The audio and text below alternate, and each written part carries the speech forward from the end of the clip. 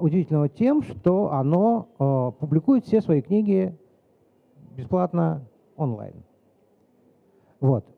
И я надеюсь, что мисс Барнс нам расскажет, как же они живут в результате. Издательство основано 3 профессорами. Вот. Сам Руперт Гатти, кстати, специалист по русской культуре, автор нескольких книжек замечательных. Вот. И книжки, которые выпускает это издательство, тоже очень интересные. Вот. Мы все это должны послушать. Почему такой выбор и что это за тема такая? Потому что большая часть книжной индустрии не индустрия, не совсем индустрия. Книжки — это не только большие тиражи, гигантские книжные магазины, отчеты о продажах, хотя и это тоже, но это и распространение знаний, это обеспечение науки, это сопровождение исследовательского процесса и много чего еще. И вот в этой сфере как раз уже много лет назад зародилось понимание того, что доступ к знаниям, доступ к науке, хотя бы отчасти, а может быть и полностью, тут есть разные точки зрения, разные механизмы, разные правовые процедуры и правовые решения, которые говорят о том, что этот доступ должен или может быть бесплатным, он должен быть открытым. Снять границы между тем, кто читает, тем, кто исследует, тем, кто преподает, и книгой. И я предлагаю для начала, вроде бы у нас на связи Люси Барнс. Есть на связи Люси Барнс? Can you hear me? Мы не видим, пока не видим. Сейчас я засуну переводчик себе, а он почему-то не работает. Да, у меня штучка. Вот, надо, оказывается, до конца. До конца. О! We see you, Lucy. Good morning. Hi. Hi. Мы очень рады вас видеть. Нас переводят? I can, yes. Thanks. Yeah. Okay.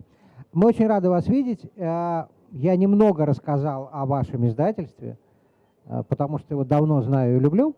Но я думаю, что вы можете рассказать нам больше и интереснее, откуда взялось издательство, как оно живет, как оно экономически существует, поскольку модель вашего издательства, насколько я понимаю, довольно нетривиальная. Люси Барнс.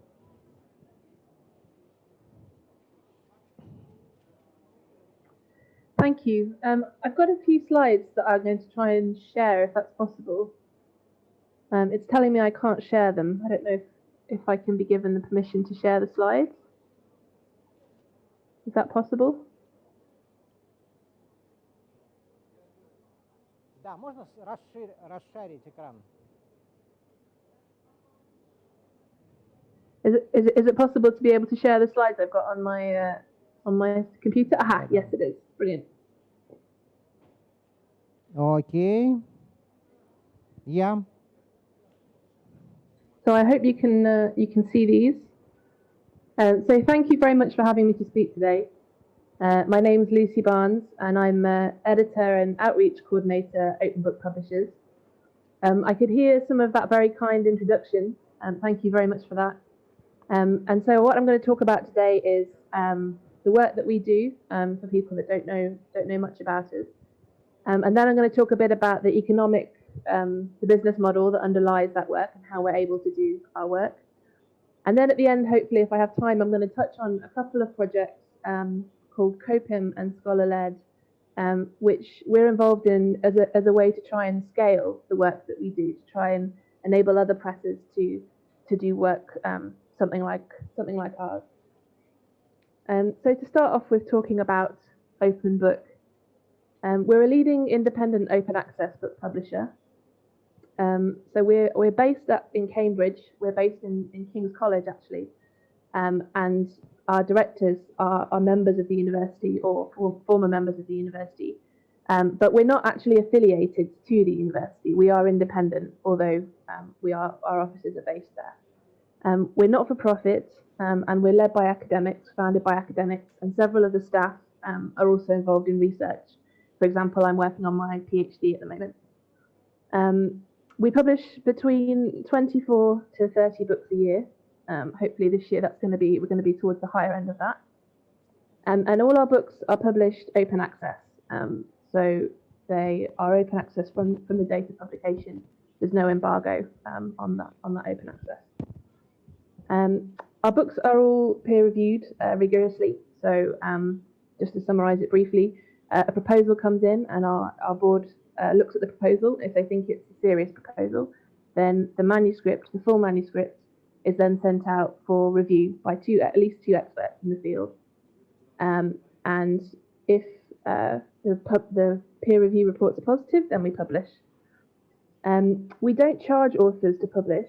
So this is something I'd like to emphasize at the beginning. So if a book passes peer review, then we will publish it.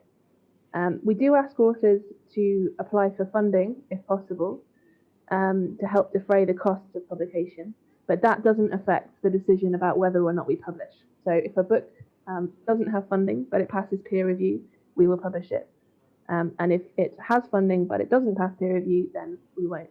And I'll talk a bit more about how we're able to have that policy in place.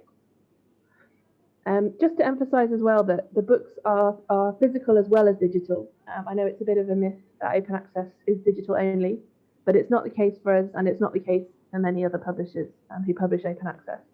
You can see there's a picture of several of our books on our office shelves, and I've not been able to visit the office for a while, but they're all there. Paperbacks and hardbacks. Paperbacks we price at around £15 and hardbacks around £30, which is obviously less than many other academic presses, and that's again part of the accessibility that we try to champion. Digital editions that are freely available, so PDFs are freely available to read on our website and to download, as well as our HTML editions and our XML editions. And they're also obviously available on other platforms like Google Books, the Open Library, the DOAB, and other places like that.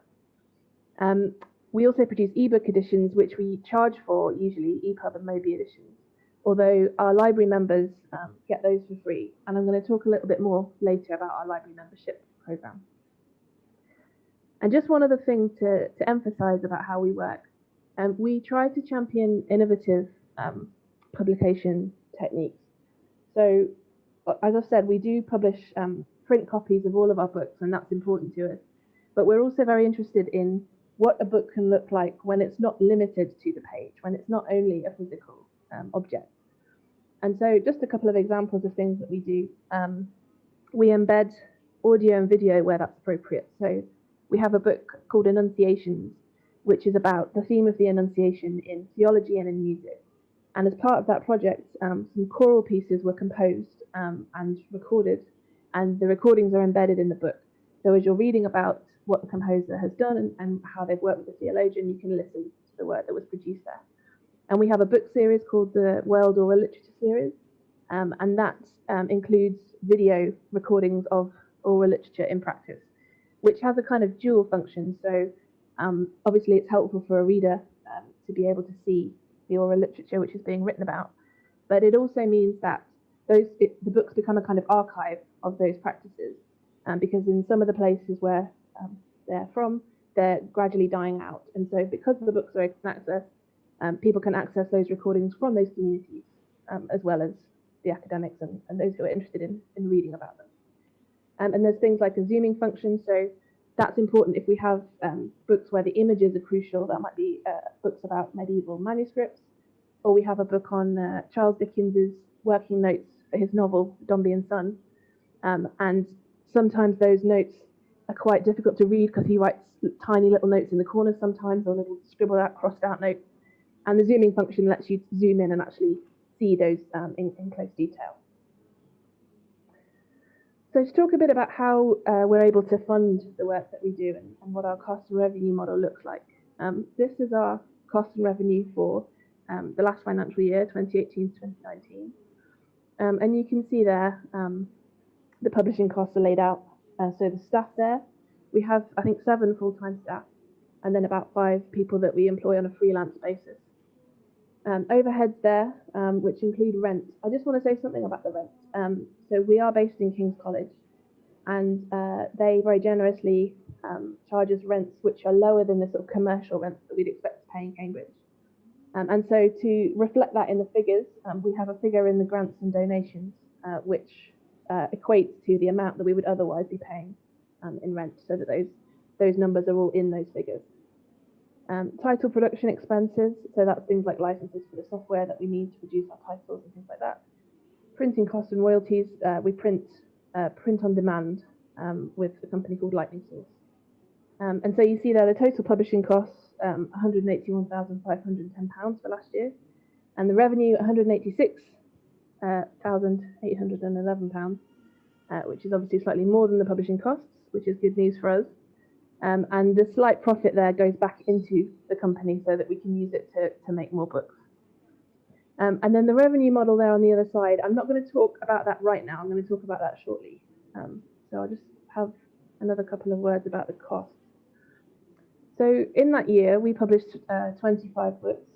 And if you work out the first copy cost from that, so that's the total publishing costs less the printing costs and royalties because they're after the first copy, then that works out at £5,266 per title. And if you want to add in that extra money that we would otherwise be paying if we were paying commercial rent rates, then it's just under £5,800 per title. And so to think about sort of how it is that we keep the costs at that level, these are what we give authors as an indication of the standard publishing costs per book. So you'll see that the sort of costs tend to focus in the areas that are connected directly to the book itself. So the proofreading, the typesetting, all those kinds of things. We try to avoid costs which are not necessarily directly connected to the book, or to minimize them where we can. So an example of that might be conferences. So I used to work at a large commercial academic publisher, and I used to work in their marketing department. And so I was aware of the sums that used to be spent on things like going to conferences and having a stall there, paying for a flyer to go into a marketing pack at a conference. And at open book publishers, we don't really spend money on that at all.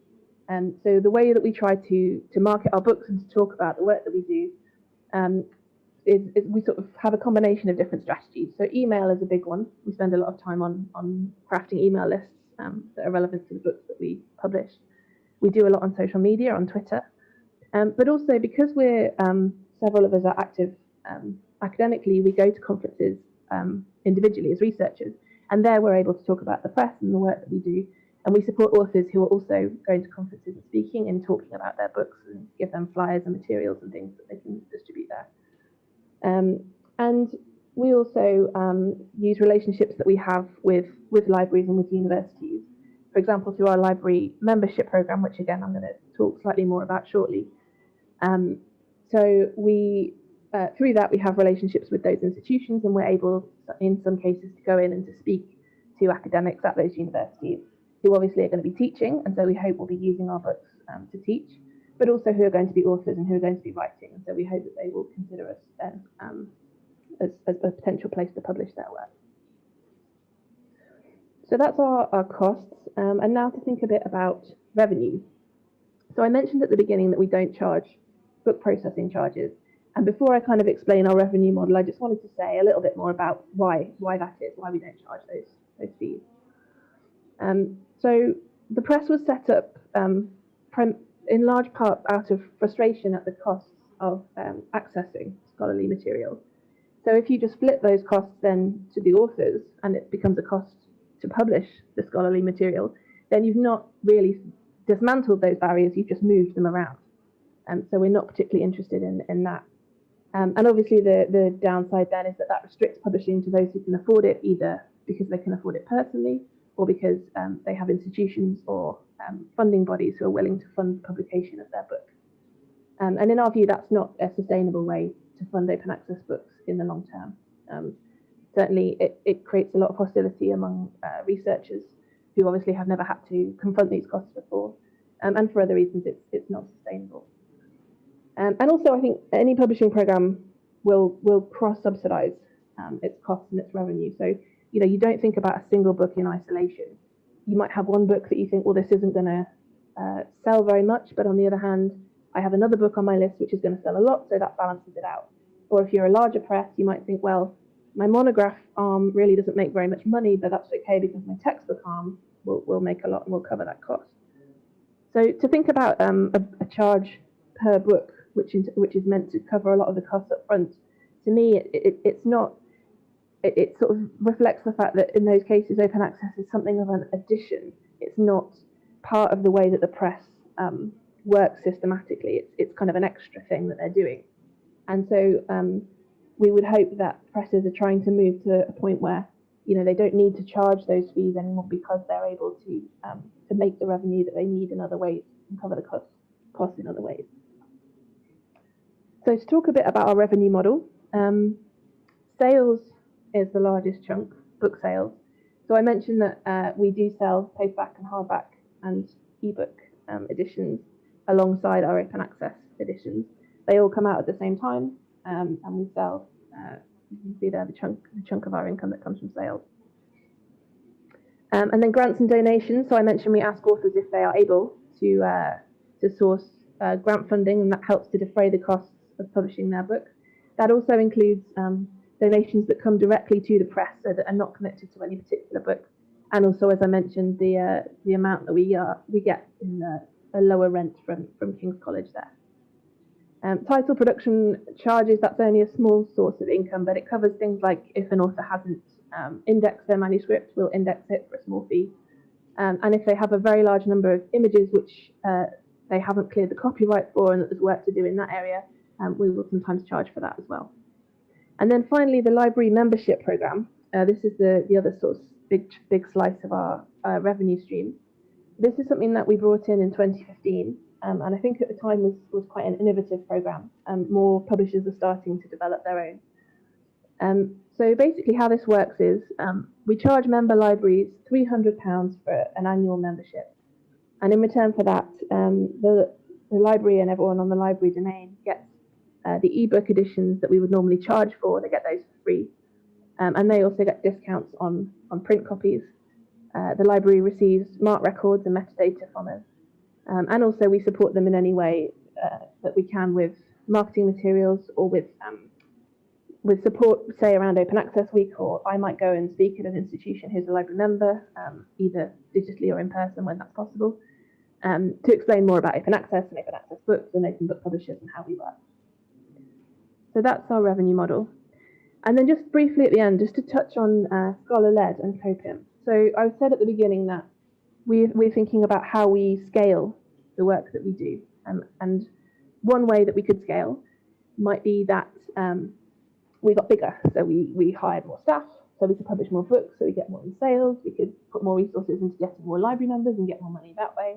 We could raise the amount that we charge for the library membership. These are all different ways we could grow bigger.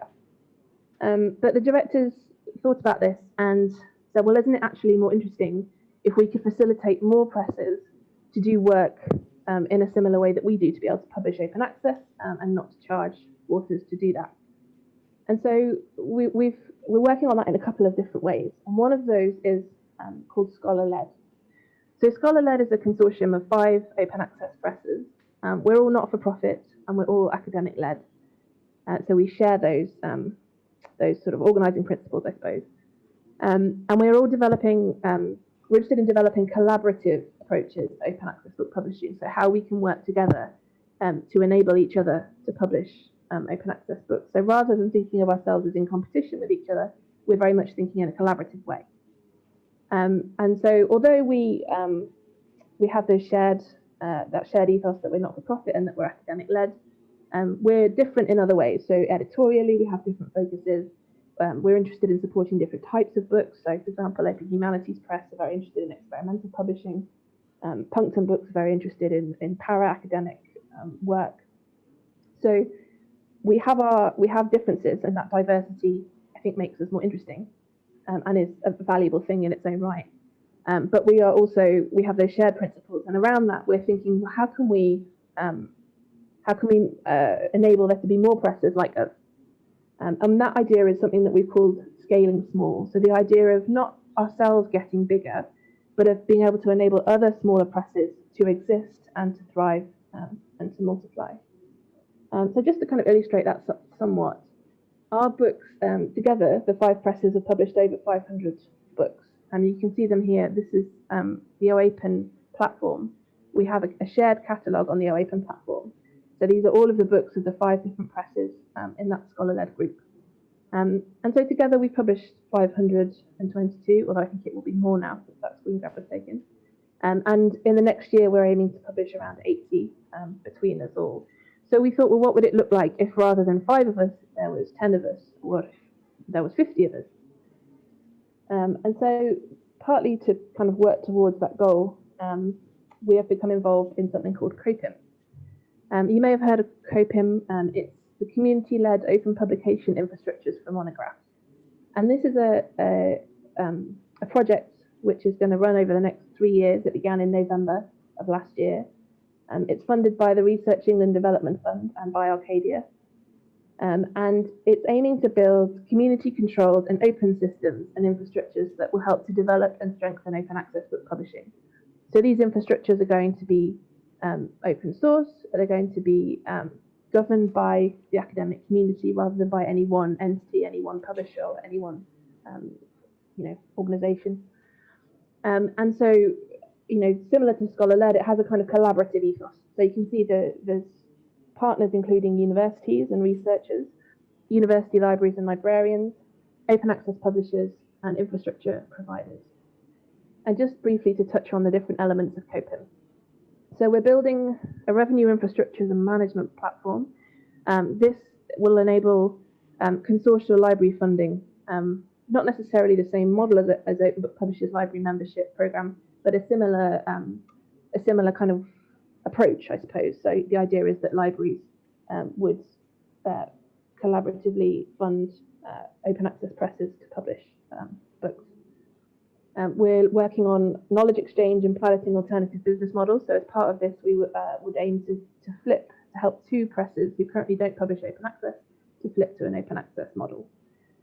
Community governance, that is thinking very carefully about how you actually govern infrastructure like this in a way that responds to a community, what that community looks like, and how you have the policies in place to effectively govern that infrastructure. Building an open dissemination system is basically about metadata. So it's great to have open access books, but if nobody knows that they're there, then it's listed. So building an open dissemination system so that the metadata can go effectively to where it needs to go and contain what it needs to contain for open access books to be disseminated effectively. Experimental publishing is about making sure the infrastructure that we build allows for experimental publication and that it can grow and develop as publication techniques grow and develop. And then archiving is about making sure that those complex books can then be archived effectively for the long term. So I've talked about quite a lot in that time. I hope it was all clear, and I'm looking forward to answering any questions that you might have. Thanks for listening.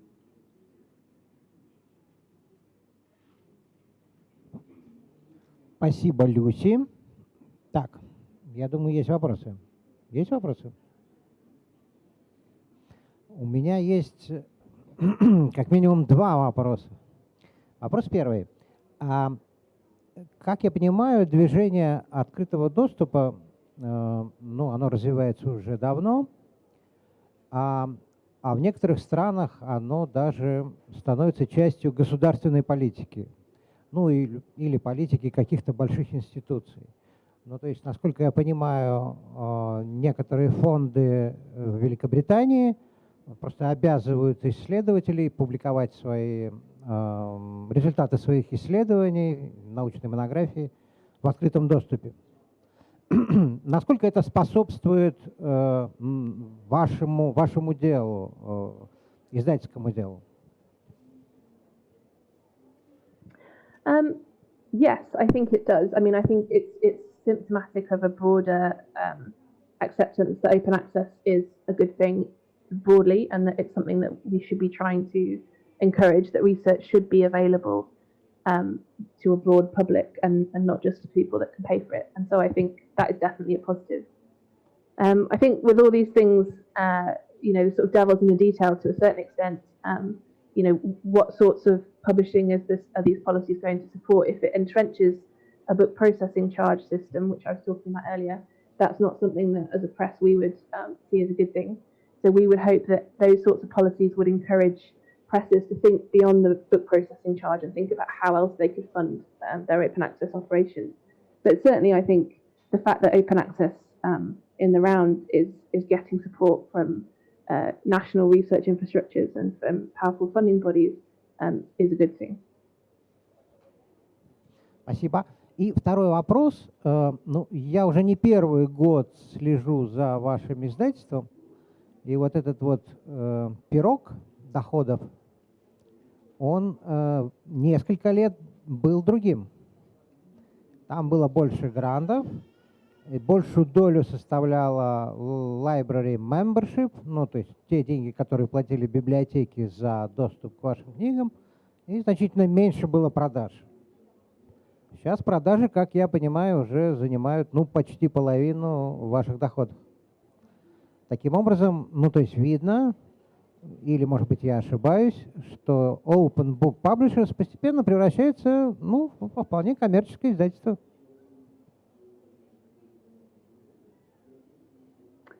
So I'm not sure that's correct. As far as I know, our sales have always been larger than our library membership. But I think it's true that sales are growing to a certain extent. And I think that's because we're publishing more books, basically. So we have a bit more of a backlist, and we're publishing more books per year. So then you're seeing a greater amount of sales income there. But I think in terms of, are we becoming commercial? I suppose it depends what you mean by commercial. I mean, we need to sell books in order to keep the press going. As you can see, there is a chunk of our revenue. But we are a not-for-profit, so the fundamental aim of the press is not to generate profits. It's to keep ourselves sustainable. Obviously, that's important. But it's to produce the books that we produce to the standards that we want to produce them to. And so the whole aim of what we do is to think about, what best serves the dissemination of research as we see it, rather than thinking about commercial objectives first and foremost. So I hope that answers the question. И еще один вопрос. Как я понимаю, роялти вы не платите авторам? Или в каких-то исключительных случаях?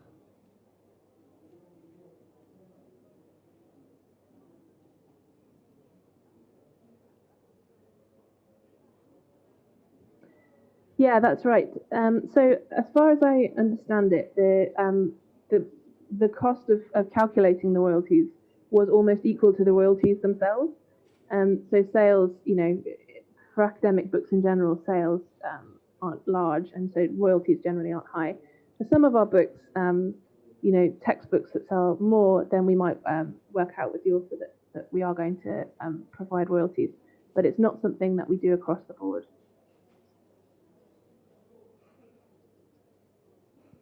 Да, тогда вопрос, который, я догадываюсь, какой на него ответ, но мне хотелось бы, чтобы вы немножко подробнее об этом просто рассказали. Авторы не получают гонорары, не получают роялти. Их книги печатаются в открытом доступе. Что помимо факта публикации получают ваши авторы? Какова ценность их сотрудничества с вами, а не, предположим, с Oxford University Press?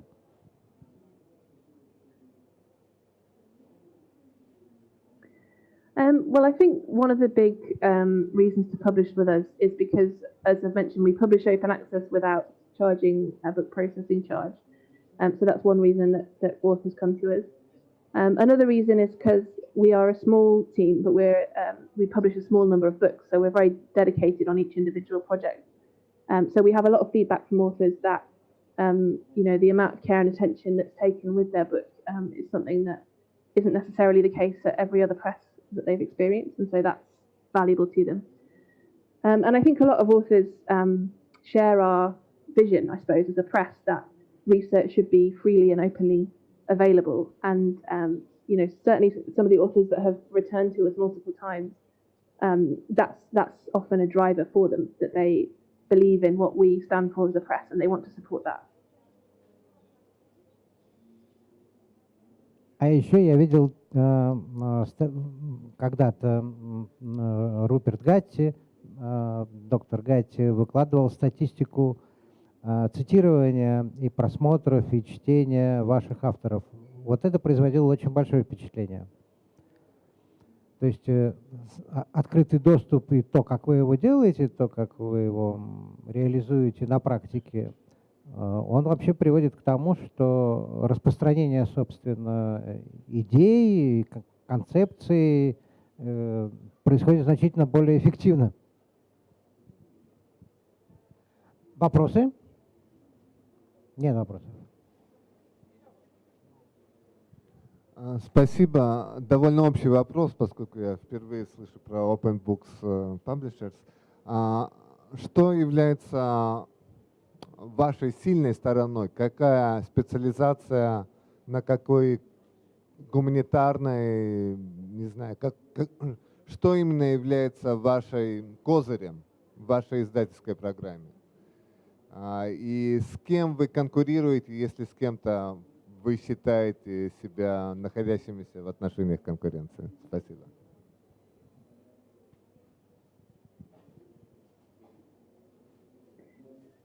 So we publish in the humanities and social sciences quite broadly.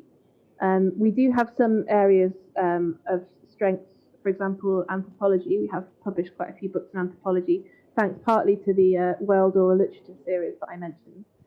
And also in Russian language and literature, because Dr. Tosi, who is one of the founders of the press, that's her specialism, and so through her connections in that subject, she was able to draw various scholars to the press that way.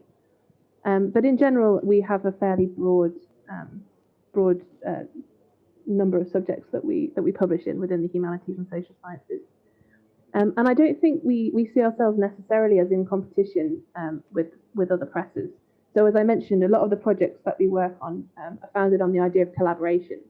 So rather than thinking that we're in competition and that therefore, we've got to have the biggest and the best in terms of authors with big reputations, for example, or that we've got to try and get ahead of everybody else, what we're interested in is thinking about how we can actually work productively with presses who share our ethos and who share our goals. And so how, rather than competing with each other, we can put our energies into collaborating with each other. And so I think Scholar-led and COPIM are both good examples of that approach, which is hopefully going to bear some fruit in the next few years with what COPIM produces. А что касается книг, я могу посоветовать две замечательные книжки. Одна очень хорошая книжка по истории копирайта, которая выходила в Open Book, а другая — это книга по системе коммуникации в Российской империи в 18-19 веке. Очень хорошая. Ну, то есть это такая интересный поворот в истории, совершенно неожиданный. Мне очень понравилось. Так, ну если вопросов нет, то, Люси, большое спасибо. Я искренне признательна, что вы к нам присоединились и нам рассказали. Спасибо. Если что, оставайтесь с нами. Спасибо вам. А следом у нас Чарльз Уоткинс, Мичиганский университет, издательство Мичиганского университета. Можно следующего?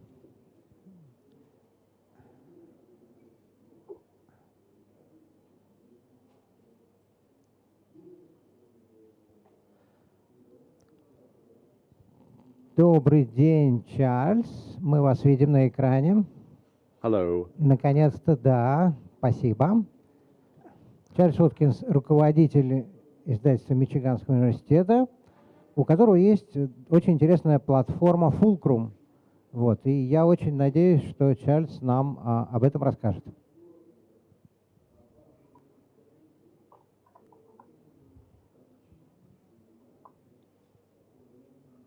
Good morning or good afternoon, and I am getting ready to share my screen, and let me just do that.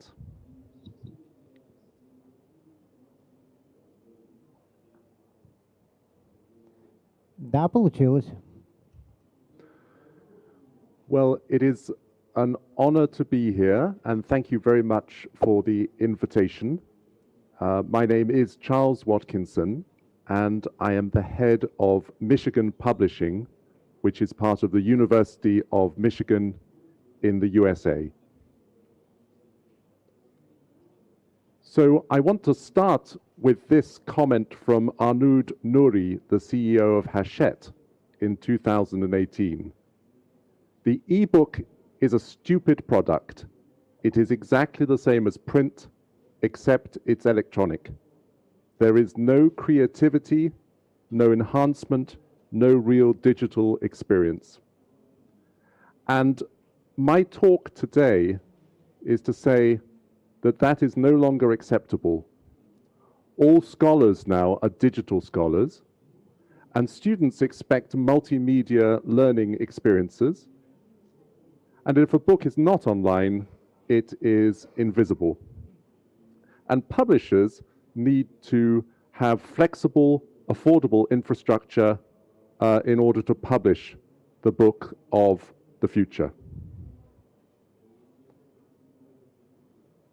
So with that in mind, I'm pleased to talk about Fulcrum, which is community-based open source publishing technology that helps publishers present the full richness of their authors' research outputs in a durable, discoverable, accessible, and flexible form. So what does Fulcrum consist of? So Fulcrum has 3 layers. At the top is an engagement layer, which is a publisher-branded portal. It's based on the open source Gatsby content management system. Underneath that is the Fulcrum reader, and the native format for Fulcrum is EPUB, EPUB 3. And inside the EPUB are embedded open source media players. And then at the bottom is the Fulcrum repository, which is a Samvera-based management interface on top of a Fedora preservation backend. And for the Fulcrum repository, the important part of this is that it's built on library infrastructure. So it's built on institutional and data repository infrastructure that makes it very robust and enables the preservation of these complex digital objects. Fulcrum is all open source code, which is openly licensed for anybody to reuse in their own publishing operations. And I've included the GitHub link there. It's part of the University of Michigan Library GitHub. But today I'm going to talk particularly about the hosted version of Fulcrum. So how can the Fulcrum platform be used? I want to talk about 3 different examples of use of the Fulcrum platform. And this is a very full of words sort of slide. And you don't have to read all of it. But what I'm going to talk about is 3 different types of innovative scholarly work. The first type is open ebooks. The innovation here is that they are open access, but otherwise they're very much like regular print books or ebook facsimiles. The second type is digitally enhanced ebooks, which can still be printed if needed, but have in their online version augmentation. Maybe that's embedded video or audio, for example, but they still look like books. And the third type are interactive scholarly works, and these are publications that could never be printed. They take full advantage of the electronic environment. And these definitions come from an article by Michael Elliott, who is the Dean of Arts and Sciences at Emory University in Atlanta, Georgia. And I think they provide a very useful taxonomy of the book of the future. So in practice, here are some examples from the Fulcrum platform. Here is an open ebook. It's a publication of Lever Press, which is an open access publisher funded by 50 libraries around the United States who are liberal arts colleges. And this is a fairly simple ebook. It has some functionality which is facilitated by open access publishing. One of the functionalities is the use of the hypothesis annotation overlay. So readers and students can make annotations and add mentions of videos, for example, to the text very easily. And another is that there is a strong focus on conveying the quality of this work with peer review signaling, and you'll see there, bottom right, the process through which this manuscript has gone. And also there are usage and engagement metrics provided by Outmetric, and that includes citations as well as Outmetrics. And for open access books, where there is still some question about the credibility of these books, we think it's very important to signal that these are peer-reviewed, high-quality, well-used titles. So this is an example of an open ebook on Fulcrum. Next is the more complicated enhanced ebook. This is a publication called Music on the Move, which is a textbook designed to introduce students to world music. And this has a number of enhancements. It includes video, which is close captioned for disabled and partially sighted readers. And it also includes interactive maps, and you'll see one at the bottom right. It also includes zoomable images, so you can move your cursor and magnify the image. It also includes all the annotation capabilities of the previous publication. But this is very appropriate for a book about music and performance. But we still sell a print copy because it's still book-like in form. Finally, here is an interactive scholarly work on Fulcrum. It's an archaeological report, and this could never be produced in print format because its primary mode of access is through a 3D model, which the reader can interact with. This is a publication of a Roman house from the site of Gabii, which is just about 30 minutes outside Rome. And the reader can go through the 3D model and interact with the data. They can approach this publication through the text and move to the 3D model, or they can approach the publication from the data and move to the text and the 3D models. So there are many different ways for a researcher to approach the publication of this site. I want to talk a little bit about some of the focuses of our development. And here are 4 characteristics that we think are very important for the publishing industry to focus on as we move towards this future of the ebook. The first one is flexibility, and we continue to work on ways of embedding and supporting new forms of scholarly output. So we're currently working on 3D models of particular artifacts and objects. We're working on mapping using geographical information systems. And we're seeing new interest in different types of interactive multimedia. So what we're seeing is that our authors are working with digital tools that produce rich outputs, and they want to integrate those into their publications, and they're frustrated when they cannot do that. So we need to provide those solutions. The second area is durability. So this is the number one concern that we hear from our authors, the concern that their work will not be preserved for the long term. they are very worried about having broken links and other forms of degradation that may happen to digital. So this is where building on library infrastructure is important, and we are working to find good ways to preserve these complex multimedia publications. Thirdly is discoverability.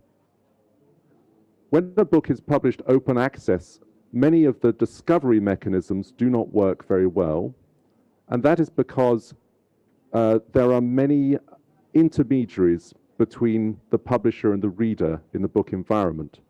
There are bookstores, there are library suppliers, there are ebook aggregators, and all of these provide a lot of value add, which they pay for through taking a percentage of the sale price. If a book has no sale price, if it's open access, those discovery partners do not have a sustainable business model. And so this is a particular problem for open access books, and it gets even worse when the book has additional enrichment. So the discovery supply chain is not set up to deal with multimedia objects. It's set up to deal with books. And that is something that we continue to work on. And we also are working on rich ways of showing usage and engagement with the book, because that's so important for the authors to increase, to measure the worth of their work. And finally, accessibility is a very important area. And clearly it's very important for partially sighted and differently able users, but it also is something we focus on because it creates good digital design, responsive design that can work on multiple different interfaces, and also, so importantly, mobile usability. And so we find that accessibility is our way of making our books more usable for all different kinds of users. So I've talked about our open source code being available through GitHub, but we do offer these hosted models, and we offer 3 partnership models, and here's a sense of the prices that we charge.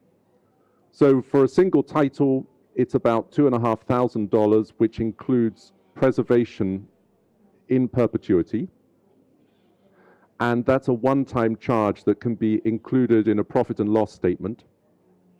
For hosted publishers, which is hosting an entire publisher site and all the books, we charge about $10,000 to $15,000 per year every year. And for hosted collections, which are collections of books sold to libraries, we take a percentage of the net sales revenue. So this is our sustainability approach. And here are some examples. Here's a book, a single title that we did for University of North Carolina Press recently. This has interactive maps, and it also has additional images, and this would be the single title model. Here is Lever Press that I mentioned earlier. This is an entire hosted publisher where we host the website, all the books, and also the repository. And this is about $10,000 to $15,000. And here is a collection model. This is a collection of archaeological monographs, about 3,000 monographs, which are sold to libraries. And in this case, we take a percentage of the sales to libraries. So it's important to note that Fulcrum supports open access publishing, but it also supports restricted access publishing, especially for publishers who might not be able to afford one of the very expensive electronic hosting services. So that's really what I wanted to say about Fulcrum, and I would welcome any questions that you may have. Thank you.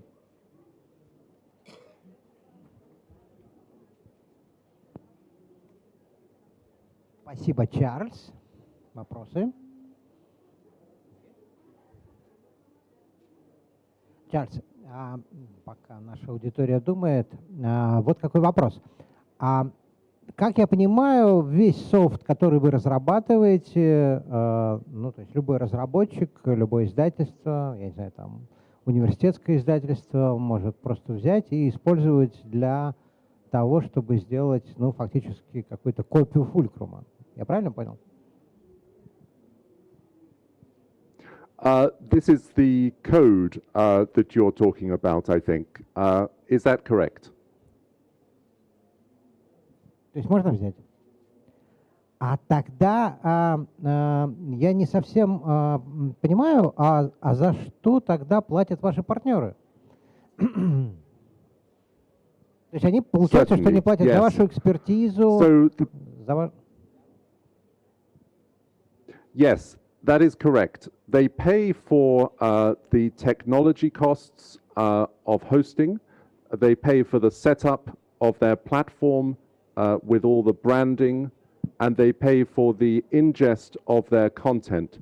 We do also offer services to create the content, but those would be an extra charge. So we expect our partners to deliver the final copies of the books either in EPUB format or as PDFs.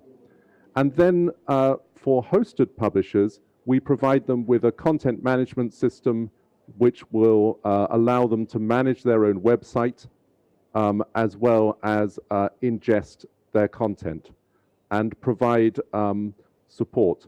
For hosted publishers, we also provide the discovery services and the preservation services, and we connect with library sales teams as well. А вот как раз по поводу сохранности контента, я знаю, что такие инициативы есть и в России. А что вы имеете в виду? То есть какого рода решения по длительному сохранению вы предлагаете? Где-нибудь под землей?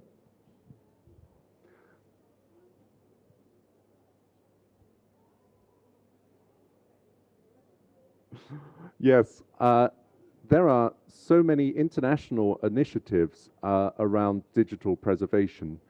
We work particularly closely with two types of preservation service, both of which are distributed and have distributed preservation around the United States and internationally. The first type is services that I think will be familiar to many publishers, Portico, which is based in New York, and also Clocks, which is based in Stanford University on the West Coast. So we work with those partners, and we also work with library partners like Academic Preservation Trust, based in Virginia. And in practice, there are two different types of approach. One is an emulation type approach, which is essentially preserving the experience of the publication as it exists now. And the other is an approach that takes the constituent parts of the publication and preserves those individual bits. And that is the second approach, is the one we prefer, because we believe it has more long-term stability. Скажите, а как много у вас партнеров? То есть это и кто это? Это академические издательства, университетские издательства или частные издательства? So Fulcrum currently hosts 10,000 books from about 70 different publishers, but we have the richest relationships with partners who are international and vary in their organization. So certainly university presses and non-profit entities, but also commercial publishers who share our sense of mission. So British Archaeological Reports is based in the UK, and it has this collection of 3,000 archaeological reports, and it is a small commercial publisher. We also have a relationship with a publisher in Japan called Reki Haku, which is the National Museum of Japanese History. But we have lots of relationships with university presses, mainly in the US, And we have a number of relationships with library publishers as well. So University of Sussex, for example, in the UK. And the key characteristic of our partners is they are usually very interested in publishing enhanced ebooks, and they have a strong commitment to open source, community managed approaches.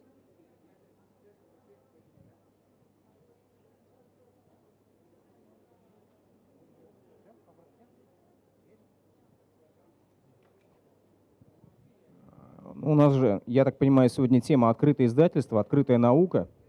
А то, что было представлено, ну, как бы это платформа, это бизнес, набор услуг, который монетизируется. В чем здесь принцип открытости?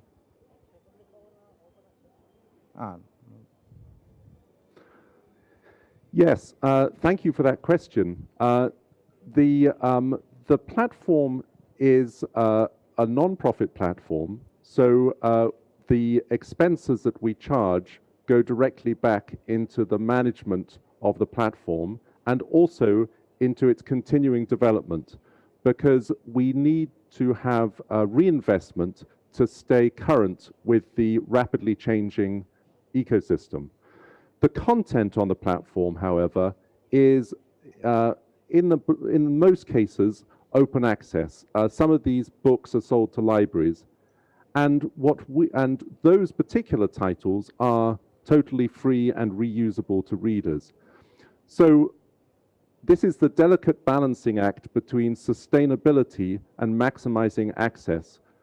We think that it's very, very difficult to continue a high quality open access publishing operation if one doesn't have some income to sustain it. And we try and keep the costs as reasonable as possible to increase the equity of the approach. But we still, and one other comment I'd make there is of course, open access, and then there is open source. And our commitment to open source software means that we do deposit all our code openly under an open license for reuse. So while we offer a hosted solution for publishers who need it, it's also possible to use all our code and recreate your own publishing platform with a different business model, if you wish to.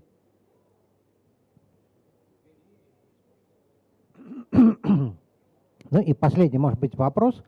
Вот Люси Барнс из Open Book Publishers, вы слышали ее выступление, они организовали консорциум из 5 издательств открытого доступа. И мне интересно, есть ли такие организации в США, и как-то участвуете ли вы в их работе? Yes, there is an organization called the Association of University Presses, which is mostly in the US, although it has a number of international members.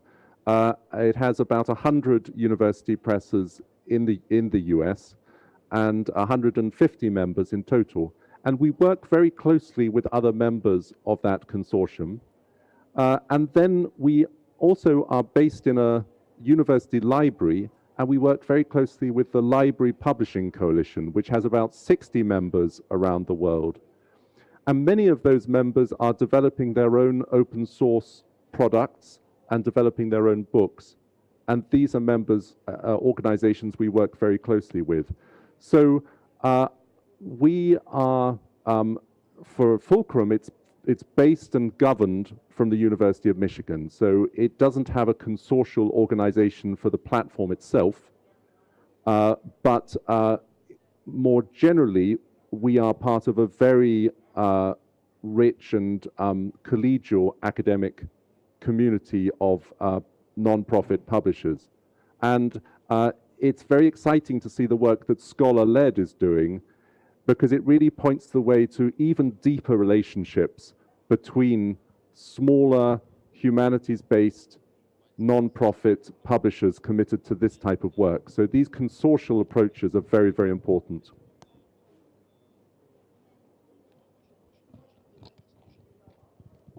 Спасибо. Спасибо, Чарльз. Мы очень признательны, что вы к нам присоединились. Если хотите, оставайтесь с нами. Мы сейчас поговорим об университете Высшей школы экономика и мультимедиа-платформе, которая работает в этом университете. Спасибо большое. Ну тогда слово вам, Анна Алексеевна.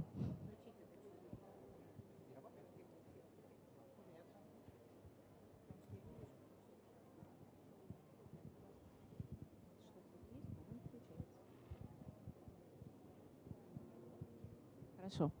Значит, да, действительно, Высшая школа экономики несколько лет назад уже, года 3, разработала за счет денег департамента медиа Высшей школы экономики платформу для того, чтобы для учебных целей. То есть мы издательство, но издательство мы учебное. И мы работаем в рамках программы трансмедийного производства в цифровых индустриях, которую я являюсь академическим руководителем. Значит, наша издательская деятельность продолжается приблизительно полгода, но повторяется каждый год. Мы начинали с цифрового книгоиздания на платформе Readero и выпускали, собственно говоря, книги вот на платформе. И постепенно к ним приросла уже вот эта цифровая дополнительная платформа, в отличие от коллег. Я не могу расшарить экран, поэтому, значит, я могу только сказать, что называется она Ebook.ru. Вот, значит, цикл достаточно простой, на мой взгляд. Он заключается в том, что к нам приходят студенты, это первый курс, начало их набора, и это первый проект, у них есть такой курс «Проектный семинар», это первый их проект, который они делают. Значит, никакой отдельной, никакого отдельного штата у этого всего нет. Есть вот программа, я как руководитель программы, есть Владимир, который убежал ровно в тот момент, когда надо было сказать, что он тоже член этой команды.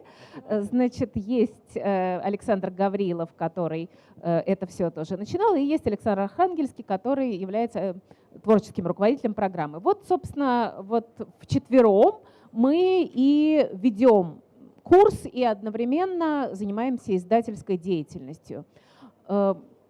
Наша задача, кроме того, что мы, безусловно, производим некоторый книжный контент, наша задача в том, чтобы научить студентов для начала взаимодействовать вообще с книгой. Да? То есть наша задача такая образовательно-просветительская.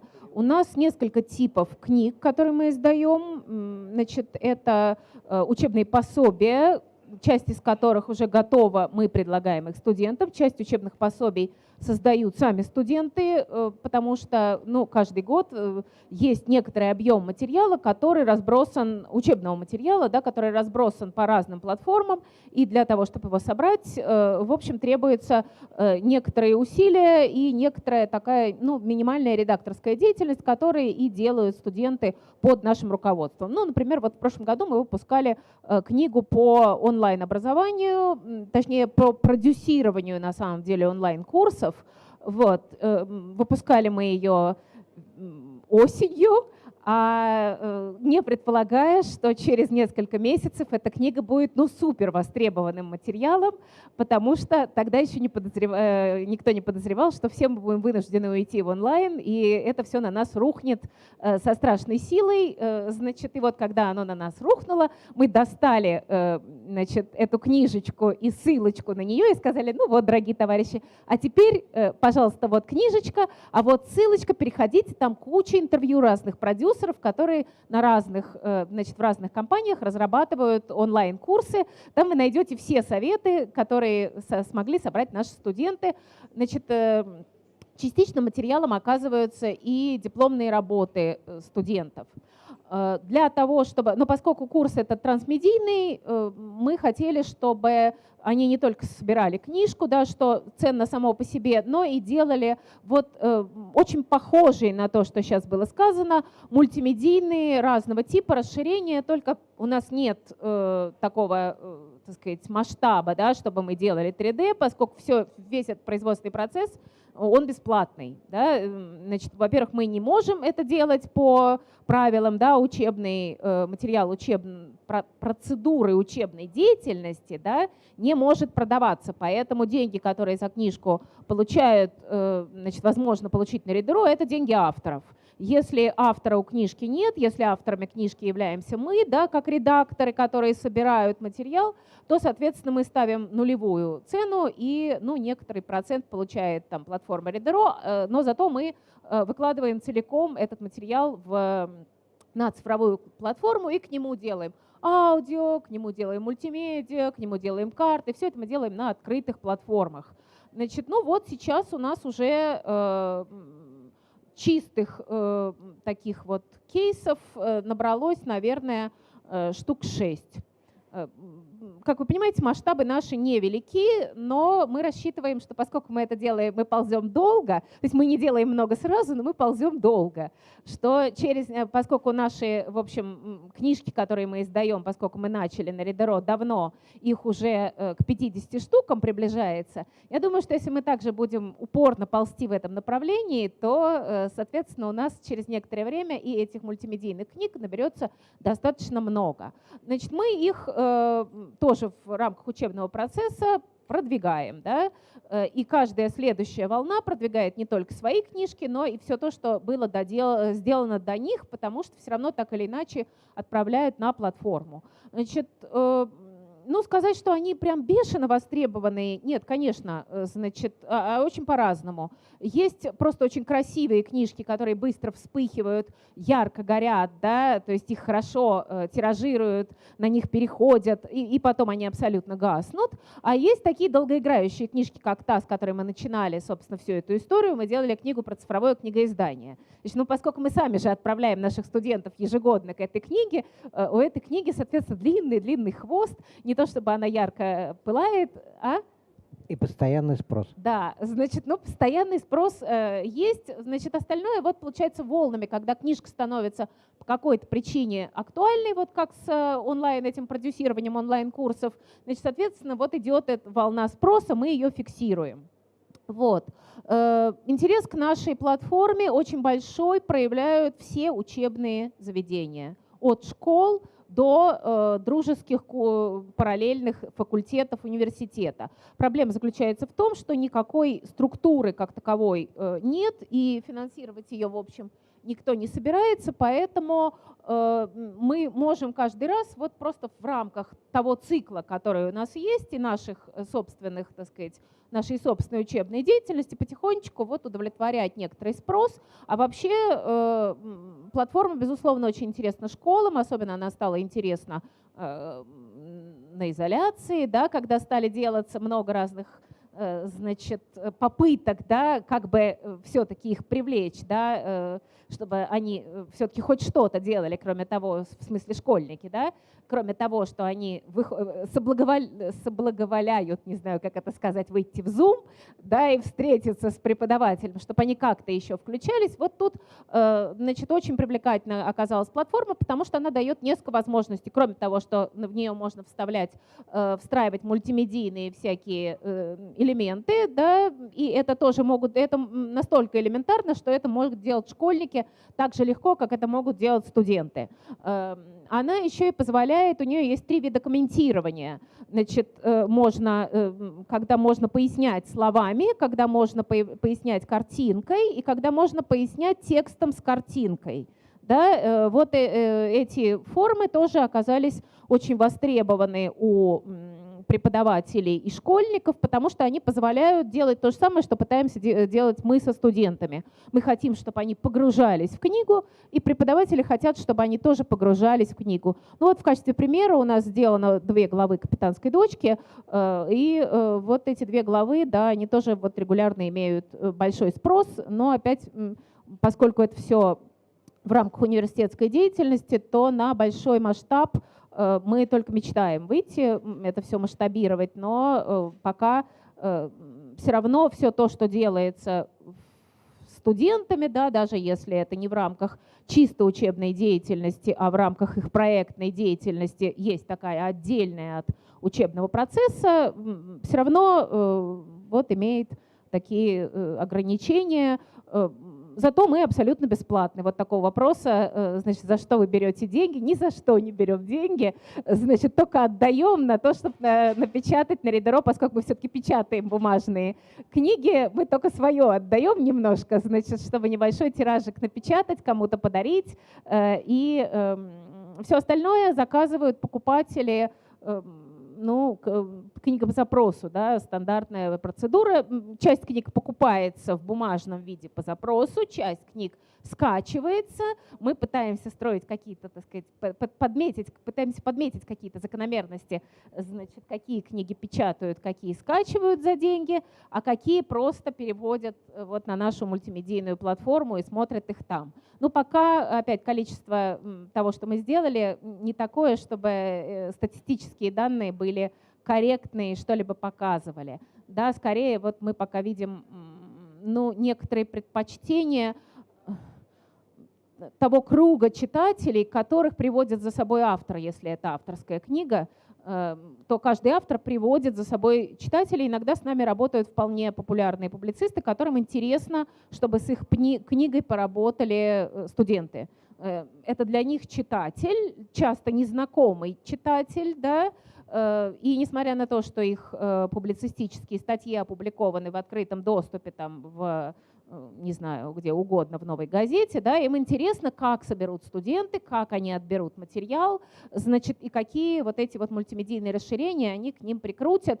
Это для них вот способ, для авторов, способ коммуникации с читателем. Издательство, то издания, да, достаточно свободно идут на это, издательства тоже иногда идут, но очень, так сказать, напрягаясь, потому что все-таки всегда есть сомнения, а вдруг потом книжку не купят. Вот. Эта вот мысль, она никуда не уходит, поэтому с некоторыми книгами нам разрешают, например, сделать цифровую версию, чтобы потом ее через некоторое время, чтобы она немножечко, значит, книжку издательскую попиарила, а потом ее убрать.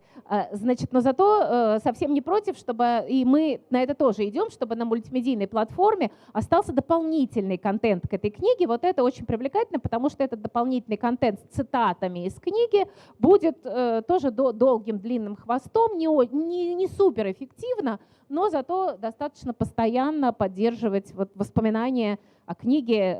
Иногда, значит, может быть, кто-нибудь ее еще и купит. Вот, собственно, все, что я хотела сказать. Вот у меня вопрос. Да. Никогда мне в голову не приходило, сейчас пришел. А издательство Высшей школы экономики как-то проявляет какой-то интерес? Значит, издательство Высшей школы экономики, мы спрашивали, оно не против, да? Значит, но спрашивали мы в основном, ну, поскольку вот был такой момент, когда у меня с моим коллегой вышел учебник по истории и теории медиа, и вот тогда они разрешили одну главу, значит, это вот эту процедуру провести, да, значит, сделать вот к одной главе цифровое расширение. Но, надо признать, мы насилием не занимаемся, поэтому студенты не выбрали этот проект. Я подозреваю, что учебник вот такой вот прямо по истории медиа оказался для них сложным вариантом. Им он никакой чести не делает для сборки, да, потому что текст уже готов, в него нельзя ничего привнести. А тот материал, который к нему надо подобрать, это трудоемкая задача. Конечно, студенты больше склонны брать красивую приключенческую публицистику, да? Или, например, собирать, в прошлом году была довольно любопытная книжка из Твиттера, да? Значит, где, забыла, как назывался этот проект, да, ну кто делал, я помню, значит, тема была, ну, в общем, короче, они из Твиттера собирали, там был какой-то флешмоб, где рассказывали, ну, условно, да, как это делается. Длинные истории там были.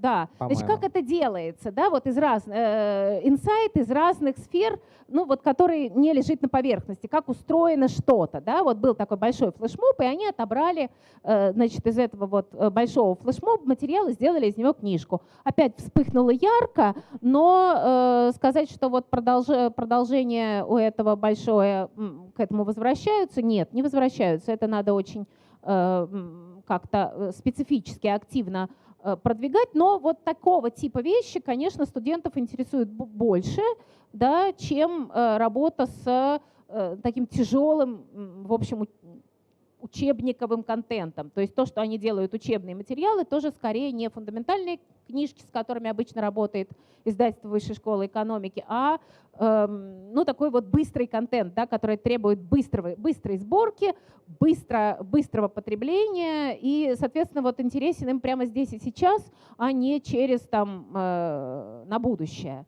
Вот, поэтому, но принципиального противостояния никакого нет. Я не да, про противостояние, как раз про использование. То есть про использование у них нет, ну как бы вот, у них и так все хорошо, но они не против.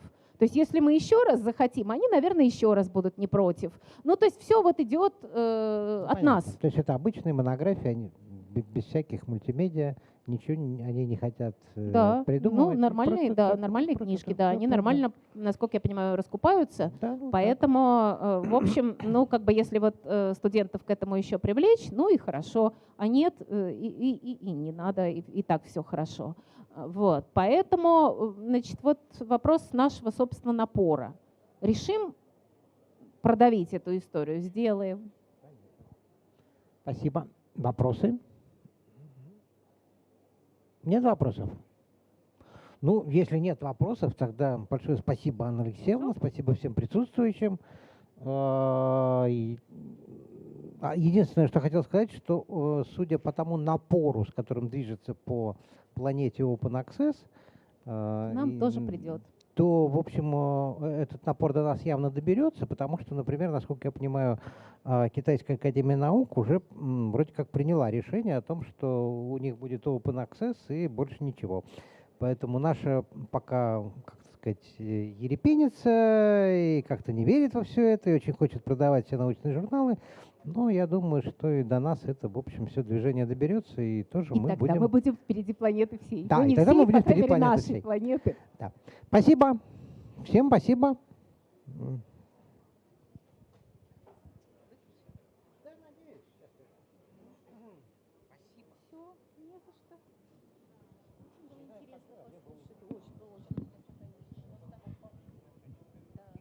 Очень интересно, что внешне это все похоже.